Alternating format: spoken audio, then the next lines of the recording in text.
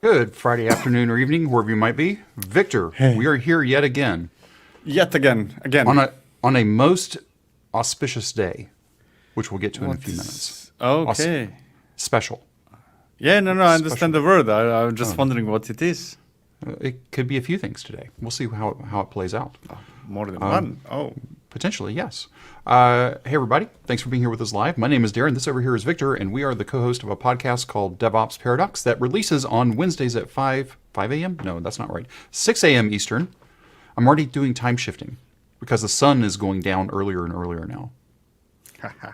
So it's almost time. Look who showed up here. Vladislav. Hey, Vladislav. Long time no see. Jude, good to see you as well. Man, it's just been one of those weeks. One of those weeks. One of those many weeks. It's almost like we're in 2020 again, isn't it? Not in the bad way, just the same day as Groundhog Day every day. Long time indeed. Sebastian, good to see you as well. Let's just get into it. Wow, what did you just do? Oh, my iPhone suddenly started working, so I'm not using not so terrible camera. Cool. Did you switch over? I mean, I saw it blip. Okay. Sometimes it works, sometimes it doesn't. You still have that beauty filter turned on. That's the thing.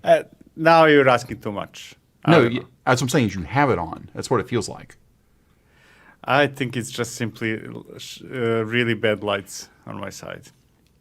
Okay, let's try this. No? Go ahead. Studio light. Maybe it's this. It's that. Go back to what you just did. This? Nope. Go back. Keep.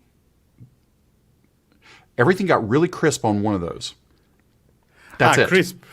That's it. A portrait. So portrait. That's better. Perfect. That's 1,000% better. Okay. So just remember that. Now that we'll be doing it probably one more time. I will not touch it. That's what's going on. Until you take it out, and then everything changes. Exactly. Okay. Portrait. I'll remember that now. Oh boy. Wow. Let's go ahead and get into. Oh, this is good. Sebastian called it natural beauty from the Spanish sun.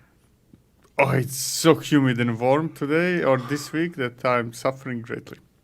So you normally complain that it's too cold, not there, but you don't like the cold. Now you're saying it's the exact opposite. It's too hot. Yeah, there are some hot extremes that are slightly over the edge, but generally I like hot. I still prefer boiling than freezing. So. Okay, well, let's look at the podcast we had this week. We had Craig Box on from Armo, which is behind Kubescape. And Craig had been at Google back when Kubernetes was known as Project 7. If you haven't listened to the podcast this week, do you remember what the Project 7 was, Victor? I don't. I'm too old to remember stuff happening more than a day ago. How many points are on the Kubernetes logo? There we go. It was 7. 7. Because think also there was the other company that got sort of pulled into this. He gave us the history. Do you remember Heptio? Oh, yeah. Hept is 7. So yeah, there's lots of stories. Anyway, it was interesting having the story from somebody that was on the, let's call it the inside. I don't know that it's totally inside, but he was around during the formative days. Yeah, close to the front seat of the action. Yes. So I thought, did I get all this stuff in? Yeah. The other thing too, Craig has a podcast, and I haven't updated his profile yet, so probably tomorrow I'll get this updated. His podcast and other stuff will be linked off to here as well. So anyway, that was episode, can you believe it, 225. We've been doing it for a while. Yes, we are. Yeah. Mark and I did the Jenkins live stream yesterday because Jenkins LTS came out on Wednesday. And the version number was 2.414, which means 414 weeks that it's been being released of the 2X line. That's 8+ years. It just keeps on ticking. Do you have the Energizer Bunny? Does that translate in? I don't know what is Energizer. Okay, don't worry about it. I figured that wouldn't go as well. So they look for it. It's a commercial, and it's a bunny that has a battery in its back. It just keeps going. No. Okay, batteries. Okay, I know that. I know them. Yeah. I know the commercials. Yes. You just need to be a bit more descriptive, man. I'm trying. It's been one of those days. I was talking to Victor before we got started. I had to go get my car inspected today, which should have been a At worst, 30 minutes. Really, really bad, maybe an hour. I waited 3 hours. 3, count them 3. Working on my phone. Anyway, let's talk about a couple of things and then we'll get into the real news. If you haven't seen it yet, the 2024 State of DevOps survey is now open. So go take the survey. Please do. The link, so that goes across for everybody. So it's from the Continuous Delivery Foundation, CDF, and Puppet is also working with it. Puppet's been doing the State of DevOps reports for a long time. Yeah. Years, like many, many years. Do you think it was done before Dora even started? I would guess just slightly after Dora started, but in a very similar period. Yeah. It's all very close time frame. So look at it. If you want to take it today, because I won't have it updated, just Google State of DevOps Report 2024. You'll probably land on this page. It is so.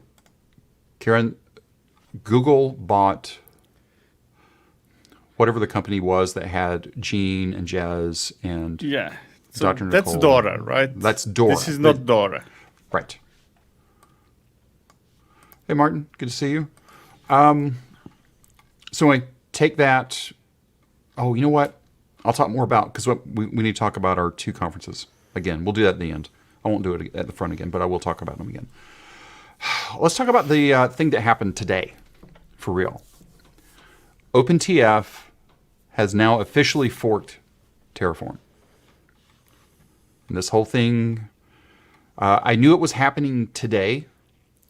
If it was going to happen, I knew it was going to happen today. I didn't know what time of day it was going to happen. So I was saying, please, please, please, please, let it be before. And it had pretty much just happened when it's finishing up the notes. So they have created a fork called OpenTF. Fine. Let's get down to the part here, becoming part of a foundation. They want it to be part of the CNCF. They have completed all the documents to become part of Linux Foundation. So getting into Linux Foundation and then sliding over to CNCF. Yes, if that happens, that would increase the chances of OpenTF actually being a maintained project, not just fork. Correct. I'm still curious. I'm still waiting to see. Let's say, give it half a year, how much investments will pour into OpenTF, right? Correct. They went through the roadmap here. Here's the FAQ, which is probably the most important thing. So when will I be able to see the fork? At this point, they've forked it. They've had people working on it in the background, trying to get ready for today in case they needed to make the announcement. So they're ready to do it. The fork is almost ready, but they're not going to have it public yet because they're still getting all the things cleaned up. That's okay. I'll give them that. Yeah. Next 1 to 2 weeks. So even for me, because holidays are still going on, even if it's the end of September, that would be more than reasonable. Just from a, OpenTF, if you're watching or listening to this, 1 to 2 weeks. I know you've been pushing on it for a couple of weeks anyway. End of September, still okay. My opinion. Nobody else's opinion. Will be a drop-in replacement. This is key here. Legacy Terraform. I love the naming, yes. Because it has to be, right? Because once that fork happens, if you've never gone through a forking process, I have to be very careful how I say that, it's tricky, especially at the beginning. And you want to be as really clear as possible about the whys of it. Will it work with all the providers and modules Terraform works with now? I would have probably said legacy Terraform, because there may be new modules that come out in the future that may not work. And again, that would be fine. It will greatly depend on how widely, and I'm not talking now, but let's say half a year from now, how widely adopted OpenTF is, because what vendors do not want to do is to maintain 2 forks of their providers. Let's say AWS, Google, right? Azure. So if HashiCorp introduces changes to the core that require changes to providers, that will be possible only if there is no wide adoption of OpenTF. Because then there is still only one provider to manage, right, for each vendor. If OpenTF gets wider adoption, then HashiCorp will basically not be able to change how core works in relation to providers. That sort of aligns with Sebastian's question. When will they break provider compatibility? I think it's going to depend on uptake, would be one of the things. The other thing is there's other negotiations going on right now. I'm 100%. I mean, they were going on probably before the fork with AWS, Azure, and Google. Those are the most important ones. And it all depends on them now. Very interesting. What will be the first release? It'll be a 1.6.0 alpha, forked from the most recent commit that was still MPL. So basically that commit right before they changed it to BSL, which we looked at before. Who's maintaining it? 4 companies have pledged the equivalent of 14 full-time engineers. That's quite a number, eh? We expect this number to... It to... sounds like only 14, but actually 14 dedicated people on a project is a lot. And expecting the number to double, at least double in the next few weeks. So now you're looking closer to 30 to 40, giving it more, I'm including more than to give it 2 plus 12. This is very interesting. To give you some perspective, Terraform was effectively maintained by 5 FTEs from HashiCorp in the last 2 years. Do you remember when HashiCorp stopped accepting pull requests? Last year, year before last? Yes, I do. I mean, wait. They didn't One stop. thing is when it stopped, or more or less, but HashiCorp was never really accepting changes to their code coming from somebody else, right? If it's some trivial change, of course, yes. But any change that deviated from their internal plans, which you couldn't know, was actually not accepted. Well, they had published at one point saying, hey, look, we've got too much of a backlog. We can't get through it. Now, whether that was Terraform specific or just broader HashiCorp ecosystem, I don't remember. I imagine that Terraform core does not really require much development, to be honest. I think that's a stable thing, and most of the functionality is really in providers. How can I contribute? Does OpenTF have a public roadmap? Yes. Will it be compatible with future Terraform releases? This is one I thought was interesting. OpenTF will be 100% interoperable with future Terraform releases until the community wishes otherwise. Or until future Terraform releases change. Correct. I mean, they can. Maybe I'm misunderstanding that sentence, but they cannot guarantee that it will be compatible with HashiCorp Terraform because nobody knows what HashiCorp Terraform will be. Right, because now that BUSL or BSL is in place, they won't be able to copy the code from point forward and bring it into OpenTF. So this is the one that I'm sort of scratching my head on. I don't know how you could guarantee that. That one, I'm not a lawyer. Victor's not a lawyer. I'm just that one doesn't compute to me. Now here's the one that is most interesting. Probably should have been the very first one. Can OpenTF change its licensing model in the future? Once it becomes part of the foundation, that's a very big caveat there. We're waiting for that to happen. It's governed by the foundation, the project community. Its licensing model cannot change. That's not true.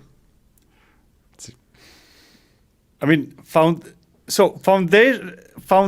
will own that project, and foundation can change the licensing or anything else, just as company owning the project can change the licensing, right? So there is nothing preventing a foundation to change the licensing in the future. Now, the chances of that happening are close to zero. That is almost certainly not going to happen, right? But technically, foundation owns it. Technically, foundation can shut it down. Technically, I'm not saying that will not happen, right? But technically, license can change. Now, but this is now the important part, right?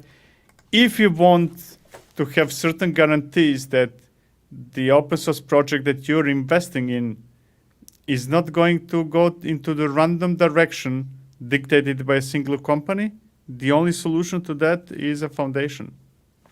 I would say that healthy open source projects above certain size need to be in foundation for them to continue being healthy.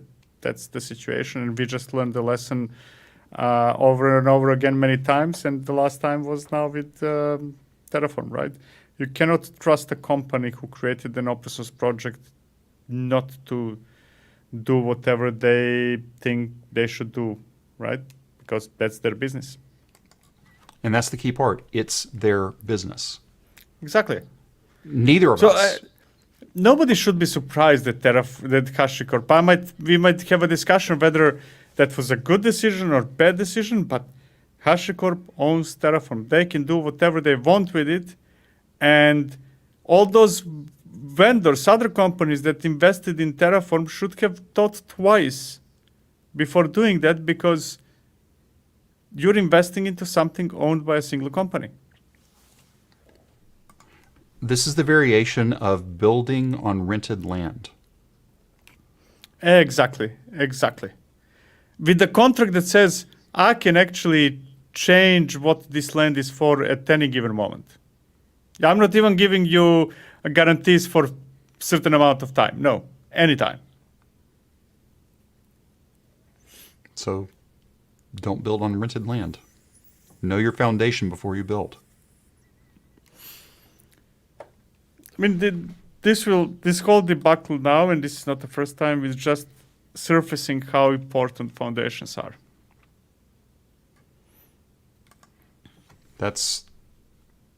We should get somebody on from a foundation. That's we should bring. Well, we had Tracy on, but then she went to ChainGuard. She was at CDF. Yeah, we can bring her back in. I mean, she's not in CDF anymore, but she's probably very insightful. Okay.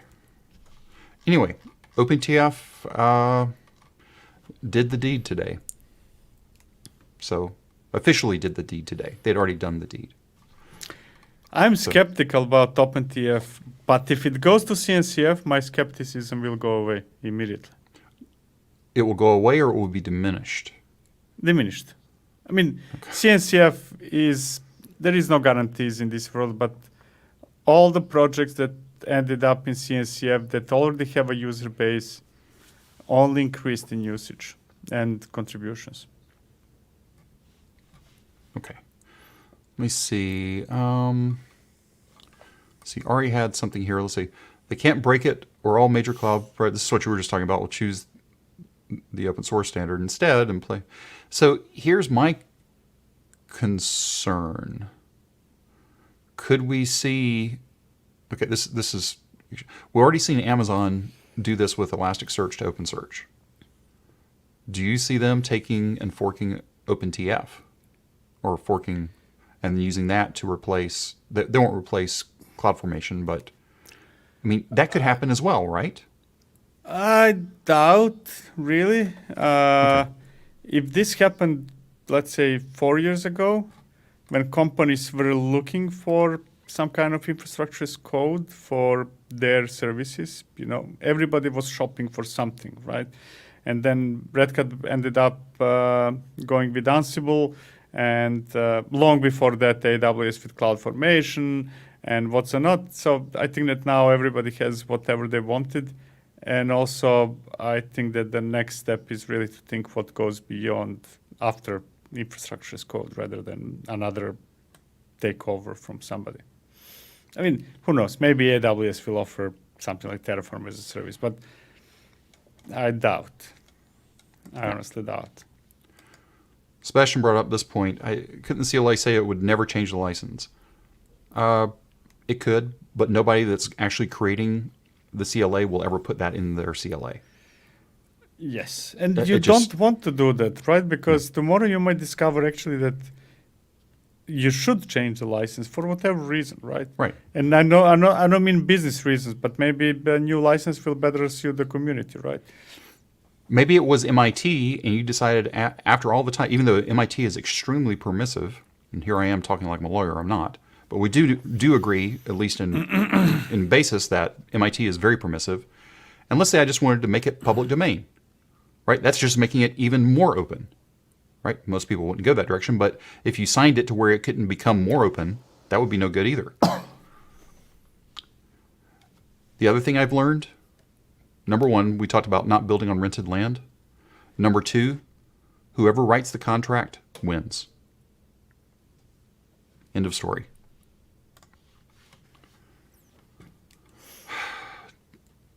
The next article is going to be HashiCorp updating the licensing flag. There were actually some interesting things here that we brought up last week. Can I host HashiCorp products as a service internal to my organization? The answer is yes. It allows for all non-production and production usage except for providing competitive offers to third parties that embed our host or our software, or host our software. So that's a nice clarification. So the correct answer would be yes, right now. That's the correct answer, right? Correct. Because according to the license, as it is right now, you can do it. Tomorrow you might not, right? So this is good for many companies who rely on Terraform internally and stuff like that. They know that they can continue relying on Terraform. Right now, it's not a panic mode, but then you need to think twice, right, about the future because, again, it's for now. It can change tomorrow again. Right. Like I could see that really applying to this sentence. HashiCorp, in parentheses, today, we're filling that in, not them. Right, that's us. Considers an organization as including all of its affiliates. But again, you're proposing, and I am in agreement with, today. Let's say that this within a year, this does not bring sufficient revenue, and HashiCorp says, hey, why don't we get revenue for people who are using it internally and did not want to buy any of our enterprise services? Let's change the license again. Squeeze more money. Again, I'm not against them earning money, just to clarify it, but that's the reality. It can change again.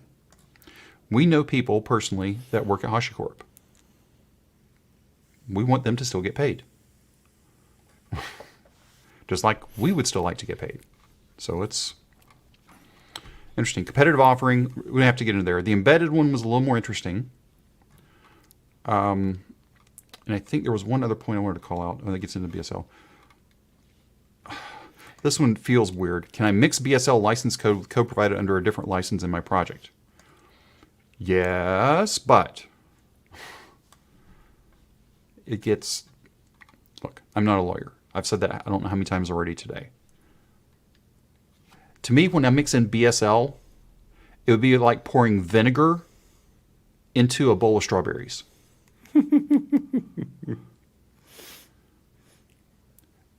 I love vinegar. I just don't love it on strawberries. It's not a good mix. It's not compatible. But I'm glad they did some clarifications. Now, some of the clarifications make it even more confusing. Some help clarify a few things.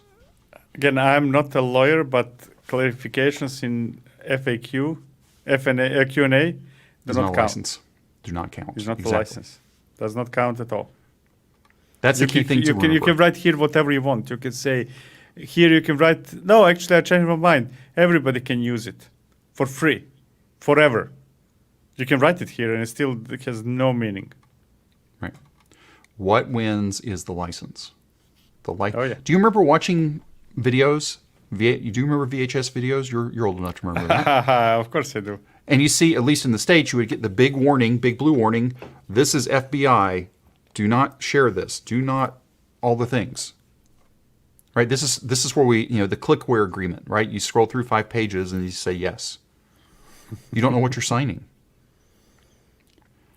Trust me, as I've aged, I read everything a lot closer. Yep. So anyway, I think your key part to this was the FAQ is just as good as a piece of paper. It's not a license. It means nothing. It means nothing. What does the license say? Because the license, if you end up in a court of law, This is the part I think I can say without a doubt. If we ended up in a court of law over a licensing agreement issue, I cannot present the FAQ as evidence in that trial. Now, think about it like this. All these things from FAQ could go into the license. All right, there is nothing preventing HashiCorp to put all those things in the license. And then it's really valid legally. I suspect that actually it's good to leave license up to interpretation, because it is then interpretation of the one who created the license, who owns the IP. And again, if it sounds like we're hating on HashiCorp, we're not. Not at all. No, applies to anybody. This applies to any company that you're working at, you may be interacting with. Know what you're getting into. I'll say it one more time. Don't build on rented land. Because what will happen is the owner of that land will come in, tear down the thing that you built, and build their own thing. Or they'll sell it to somebody else because the owner got into this sort of real world scenario. The owner gets in over his head and has to sell, and somebody comes up and buys it for pennies and does even worse things.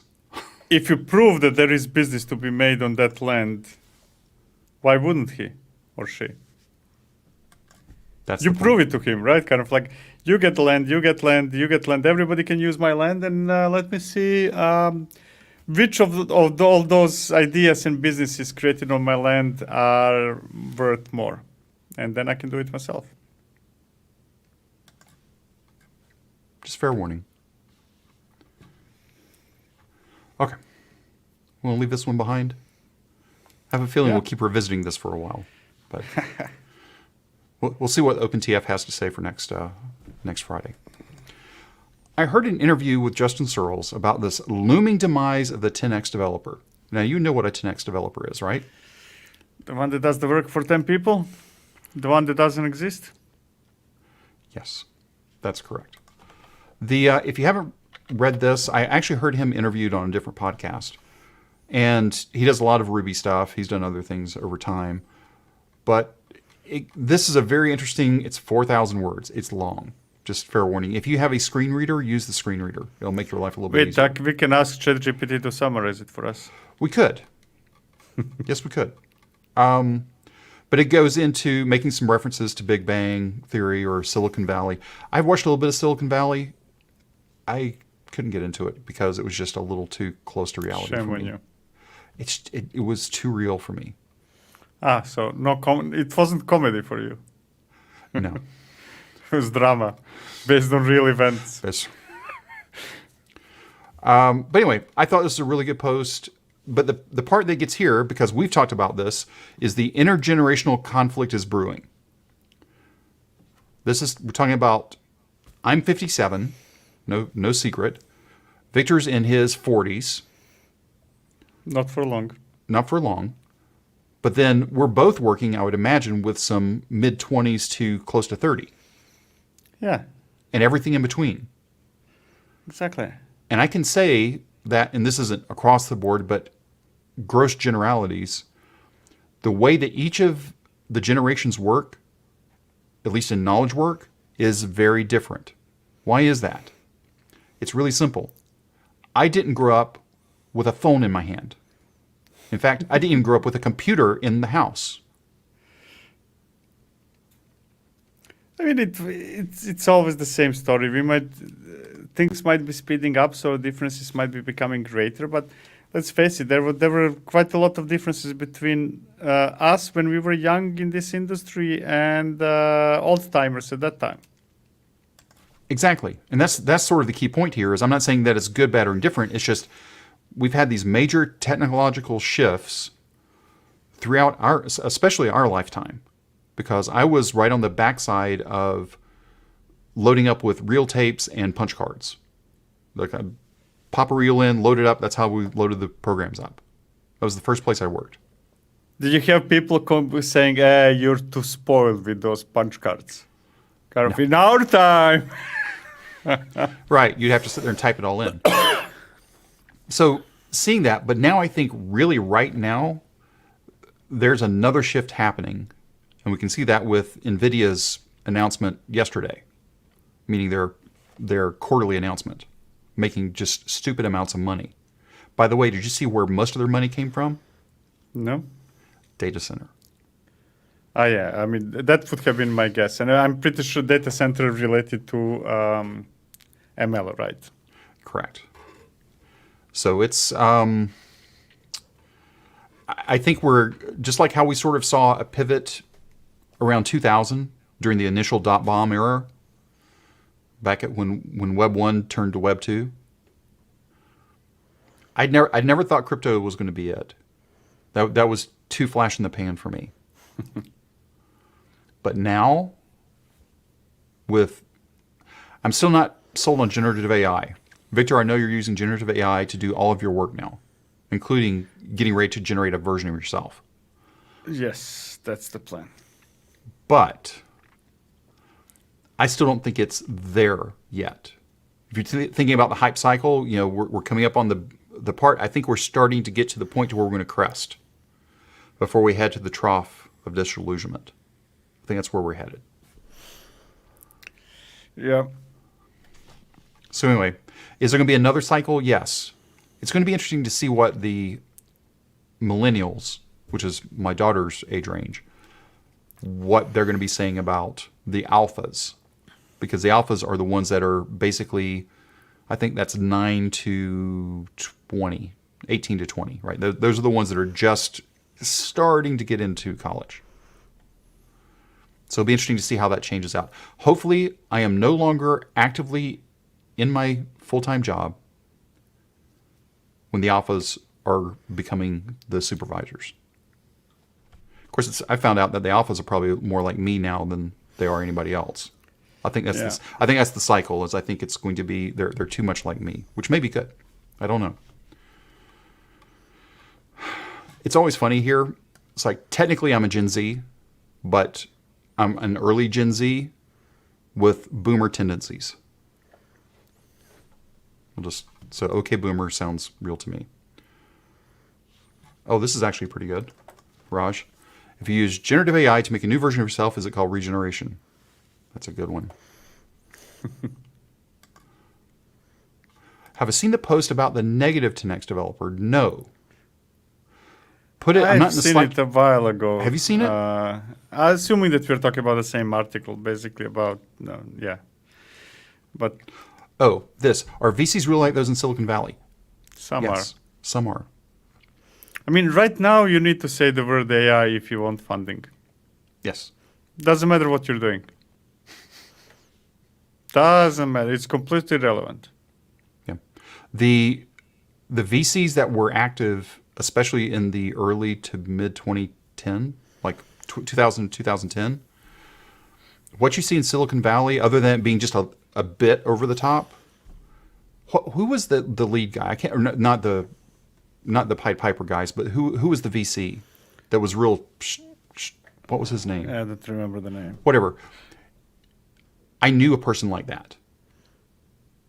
Just was like, no.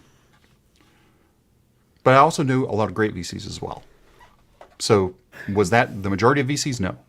But there were some outliers that were that way. Hooli. Hooli, yeah. I categorize VCs in two categories.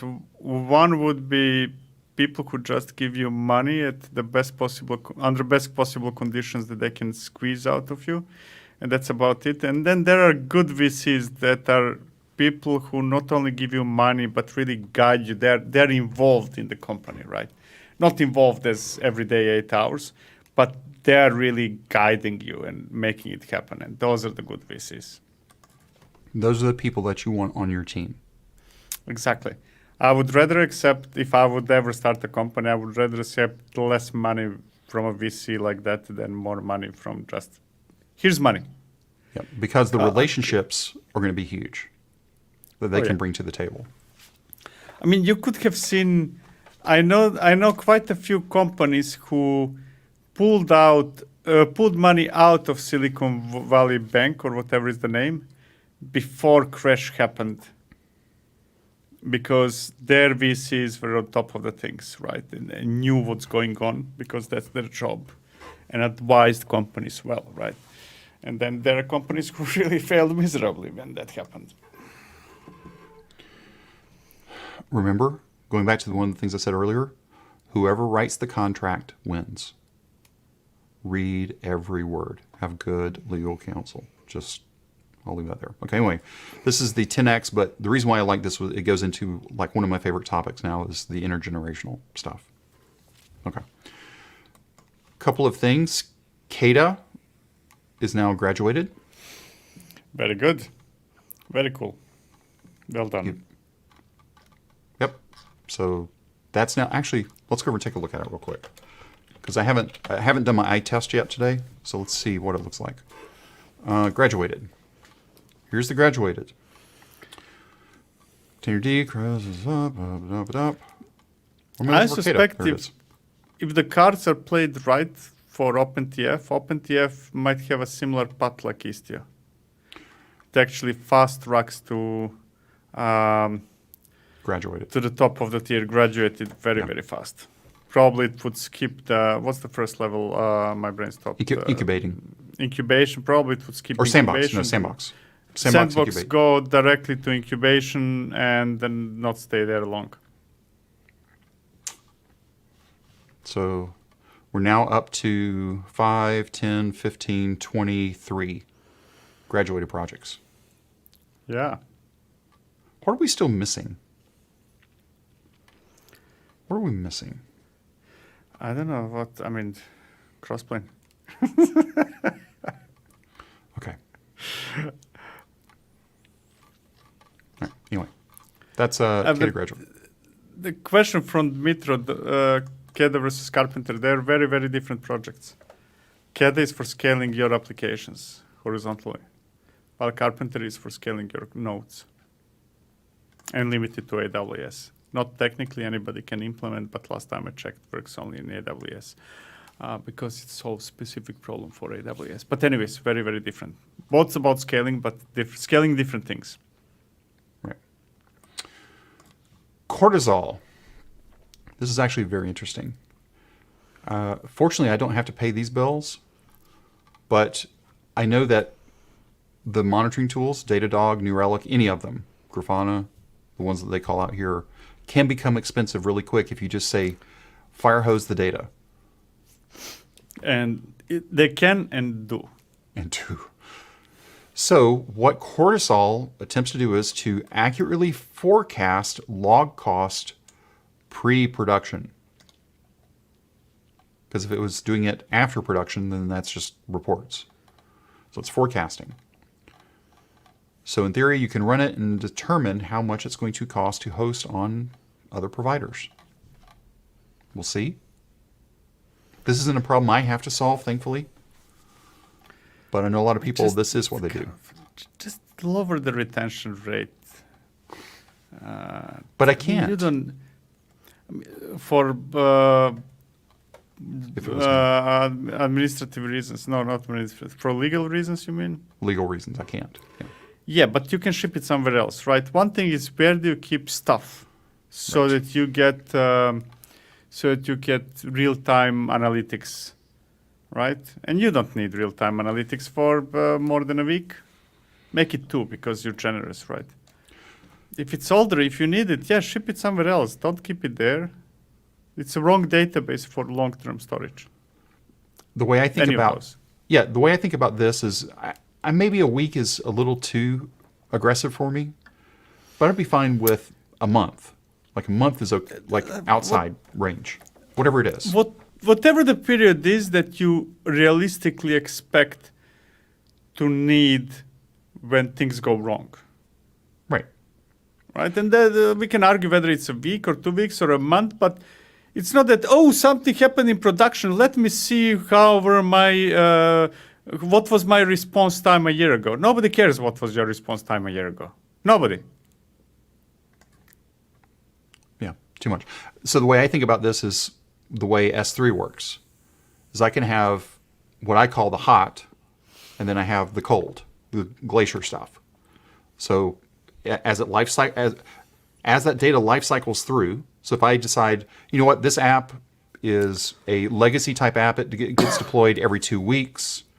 So maybe I want to keep 2 cycles around, maybe 3 cycles, right? Just because it gives it three cycles gives me a straight line to draw things together. Fair enough. That's okay.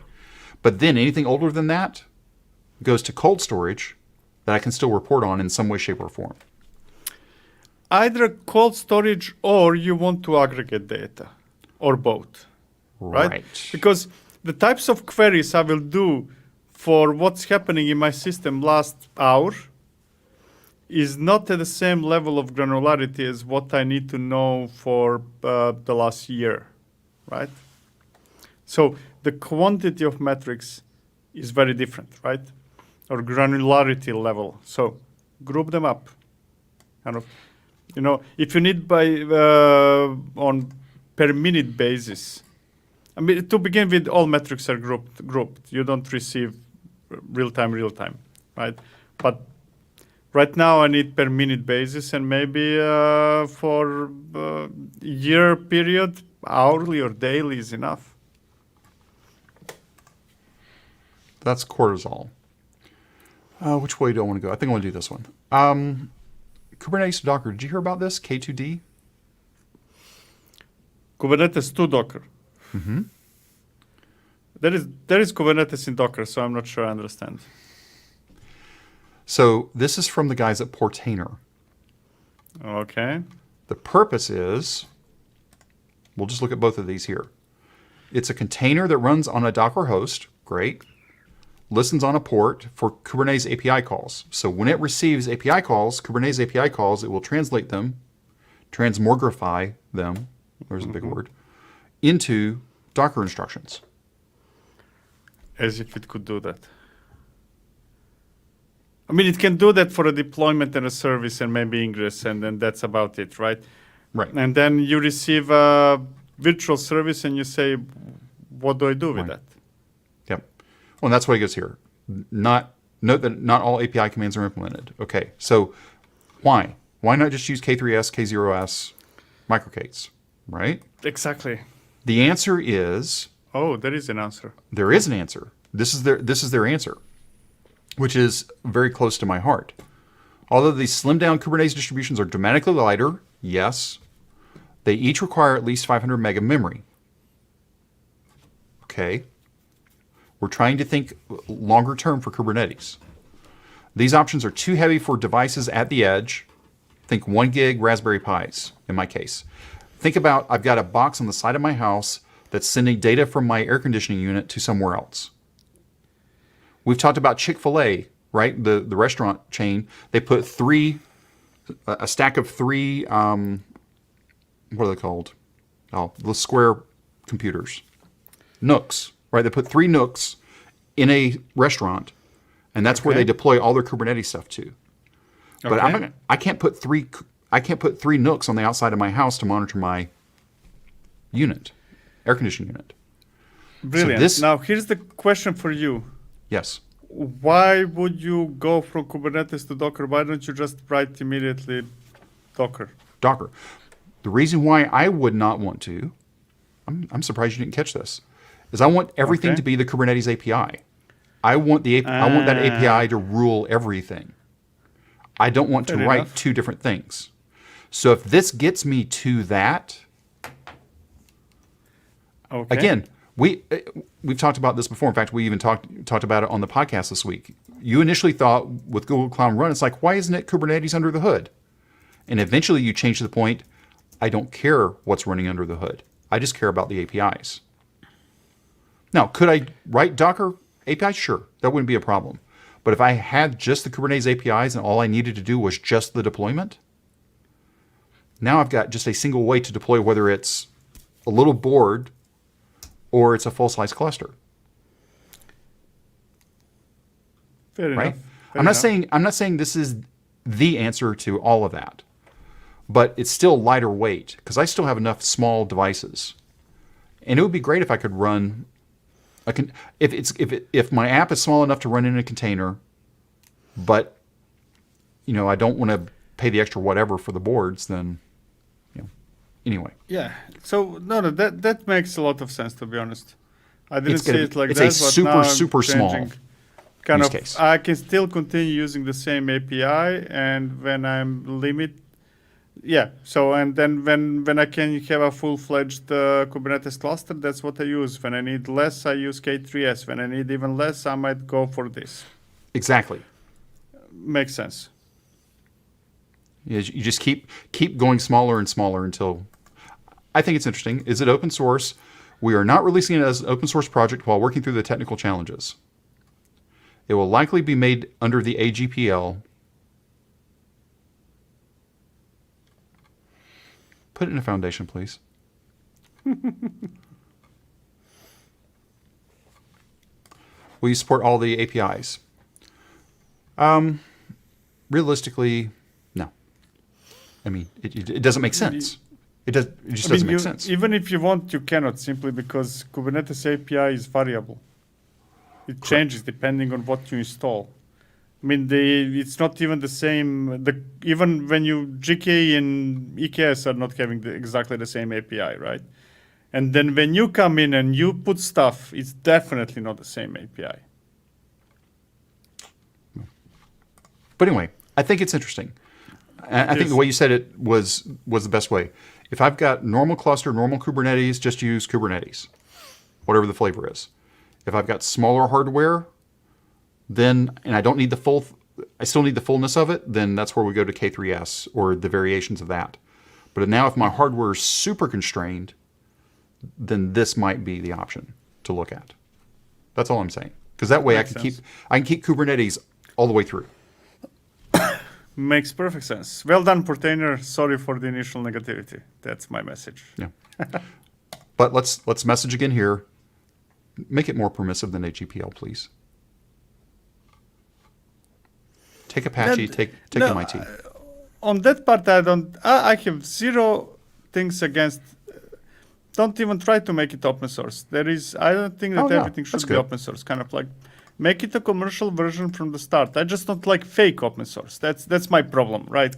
I mean, fake is not the right word. But if you make it open source, then let's not continue with kind of silly open source that can change any time and stuff like that. Then if it's open source, put it in foundation. If you don't want it open source, keep it closed source. That's perfectly fine. That's the other thing to learn from today. It's fine to not be open source. It's fine.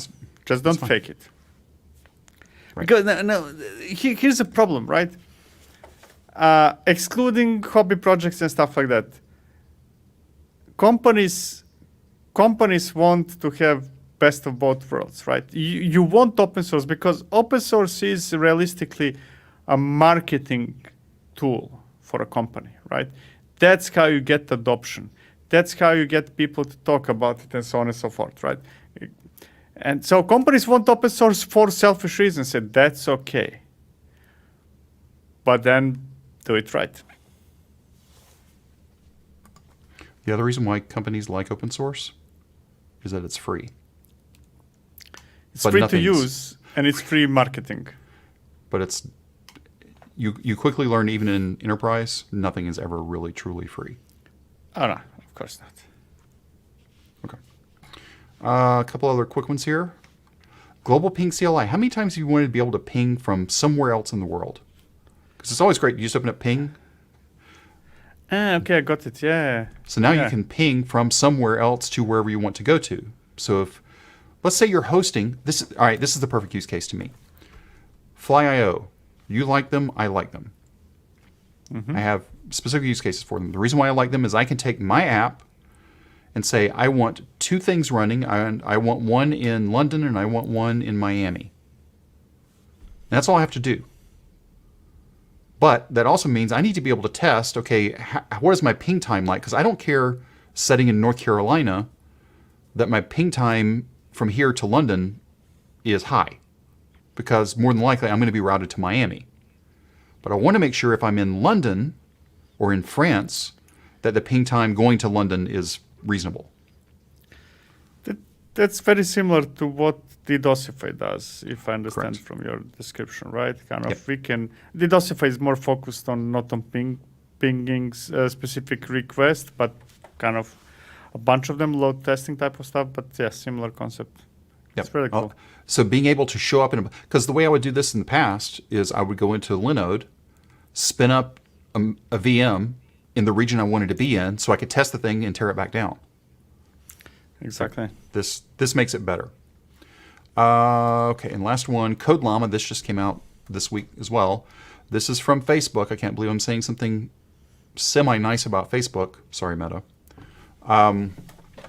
Code Llama is a family of large language models for code based on Llama 2, providing state-of-art performance among open models, infilling capabilities, support for large input context, and zero-shot instruction following the ability for programming tasks. It feels like I need to go wash my hands now. I don't know. I heard Facebook and I stopped listening. Oh, okay. Anyway, if you want to get access to this, you have to visit the Meta AI website and accept their license. This is the reason why I put it in here. Oh my, you're funny today. But it is licensable. I think they had it here. It's actually at the bottom, I think. But they have the examples here. Our models and weights are licensed for both researchers and commercial entities. They just want to get a license. And whether it's open source or not, which I don't think it is, because, well, actually here, this is where it got funny too. View license. You ready for this? View license. Okay. Please refer to the license here. Which, okay, fair enough. I mean, why duplicate? Because I'd rather you point me to somewhere else. So it's the Llama 2 Community License Agreement. And then you can go through and read this. But again, they wrote the license. If they wrote the license, they win. That's all I'm saying. Let's talk about something else. I was shocked to see this. Killing VPNs, big win. But you did something about Twingate. I've been using Twingate, which I didn't know you were doing. Yeah, I've been using Twingate now for about, I think I put it in April. And I use it to be able to access my network when I'm out on the road. Exactly. Like I can pop up my phone because there's things I can do, like even in the studio, I can reach out and it's as if I'm sitting at home. And it's great. Yeah, now, exactly. We had, and let's just be very polite on this, we had a company on the podcast, and I am sorry I'm forgetting their name, but they did basically the same thing. In fact, there's lots of companies that do basically the same thing. The thing that was with the company that we were at, OpenZD, the company OpenZD, name, exactly. OpenZD, That's one of the, yeah. But it was hard to get it set up for me.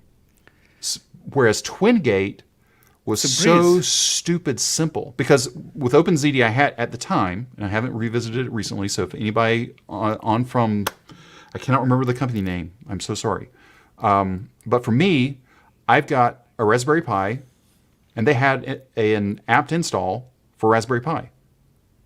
I installed it on that, and off I went. It was like, whereas I couldn't do that as easily with the OpenZD scenario. I think that this is the video with most. I never had a video with more times I said the word easy. I know, at least 30 times I said, oh, this is easy. Oh, easy. It's all easy. I love it. I'm not saying it's the best or the worst. I haven't tried all of them, right? So yeah. I'm not comparing it here. But it was so But easy. it's good. Yeah. NetFoundry was the company that's working, where at the core of their stuff is OpenZD. So NetFoundry, I was trying to remember. Exactly. I think the other one that I've heard recently too is Tailscale? Tailscale is another one. I haven't played with that one at all. Yeah. But Twingate now the only problem I've had recently is my connection from inside. It'll fail DNS one time, then it'll fall back to the other DNS, and that one fails, and then everything just shuts down. And it never goes into a retry. The service is still running, but it actually doesn't I can't get anywhere. It just sort of just stops. And I don't have two running. That's the other thing that was really nice too. And of course, the OpenZD project did this as well, is have two of them right? To have two of those gateways run. I'm using the word gateway. That's not the right word, I don't think. But to where those are connecting out, that way you've got at least some redundancy.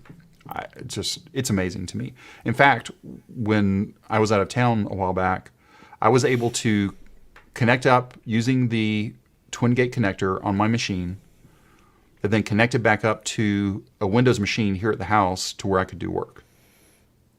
I have one Windows machine to where I knew, and it was perfect. And it was almost like I was sitting here. It was a little bit of lag, but I would expect that based on I was on Wi-Fi and my upload speed into the house isn't that great. But it just worked.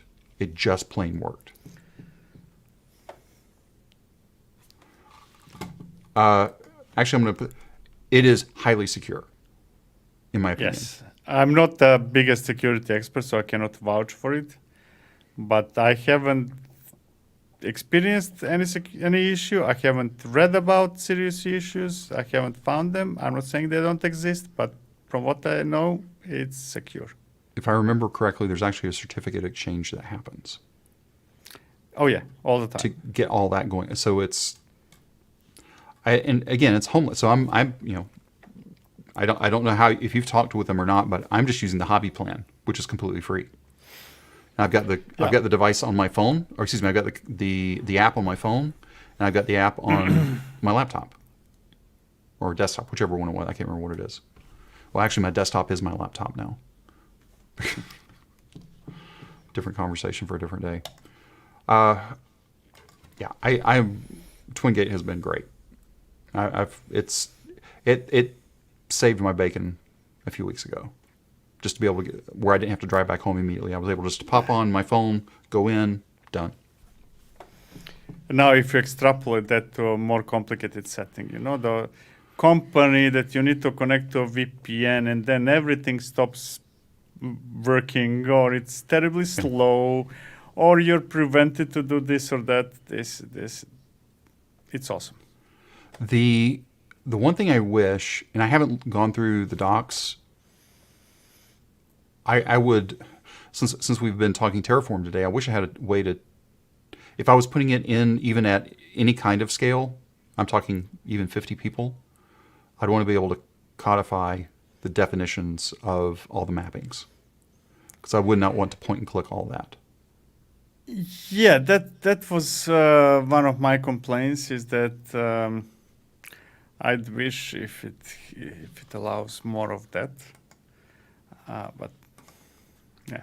But especially for the home use, everything I don't need that. Yeah, but if, like I said, if it gets to something, because it's not confusing once you understand the basics. But I really like it. So oh man, it's at the top of the hour. We should be back next week, right? Next week is that's where I got confused. It might be the Friday after that we're not around. I don't remember, because then that's the first week of September. So next week is going to be the first part of September, because the first is next Friday, I think. Yeah, the first is next Friday. Can you believe it? It's September 1st already, almost. It's almost time to put up the Christmas tree. You ready? It's always time for Christmas. I mean, if it would be up to me in my house, I wouldn't take it off, just so that I don't have to take it off. Put it back up. In my office, I have a Christmas tree. It never comes down. There you go. All right. Well, thanks everybody for being here with us live today. Oh, wait. I do have to talk two more things real quick, because I said we would really fast. I don't have your link from last week. Do you have it? Anyway, DevOps World. I have to talk about this. DevOps World. Let's get the right thing up there. If you are in or nearby or want to travel to the New York City area, it's actually Jersey City, Chicago, Silicon Valley, that's actually in Santa Clara, and then Singapore and London. My company, Globalping, is putting on, normally it's been in one place. We were supposed to have it last year. A thing called a hurricane came into Orlando, canceled it, day of. So, coming to 5 different cities this year. Check it out. And then Victor on September 17th. 19th, I think, but 19th? Usually it's me who get confused with dates. Anyways. I'm gonna call it Crossplane Conference, because I should have done that. Let's see. It is called what? Container Day? No, not Container Days. That's where you're going. It's right after Container Days. Is it online event? Yeah, this is it. Control plane. Right? Yes, Yeah. this is it. 19th, yeah. 19th. So again, a one day. Kelsey's going to be there. Bunch of other people. Yeah, it's going to be fun. All online. So you don't have to travel for that one. So if you're around on that date, go ahead and sign up for it. And that one's free, correct? Yeah, it's free. As That far one as is I free. know. I mean, no. No? $50. I will send you, whomever is interested, I will send you my my account. My PayPal. That means no, it's free. Okay, that's it. I think that's it, right? I'll do better about having that for next week, too. That's it. Okay, cool. Thanks, everybody, for being here with us live today, and we will talk to you again after next week. See you.